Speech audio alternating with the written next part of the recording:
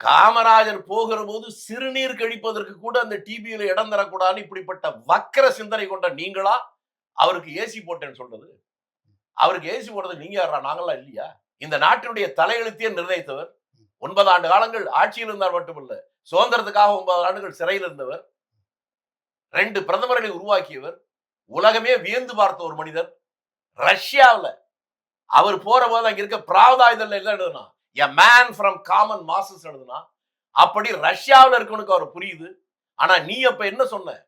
இதுவரையில ரஷ்யாவுக்கு எரும மாட்டு தோல் தான் போச்சு. இப்ப எரும மாடு போச்சுன்னு சொன்ன. அதையெல்லாம் கூட தாங்கிட்டு தானே இருந்தோம். ஆனா இப்ப இப்படி சொல்றீங்களேன்னு நான் எதிர்வினையாற்றினேன். அதனால இது பொய்ன்னு. பொய்ன்னு சொன்னதுக்கு அப்புறம் அவங்ககிட்ட எதுவுமே பதில் வரல. திரும்பி என்ன ஆனாங்க? நான் நியாயமா கேட்க ஆரம்பிச்சேன். எப்போ நான் வெளிப்படையா சொல்லிட்டேன். நீ என்ன அடிச்சிருந்தா கூட நான் பொறுத்துக்குவேன். ஆனால் தலைவர் காமராஜரை பற்றி இப்படி இழிவாக சொன்னதை ஏற்றுக்கொள்ள முடியாது.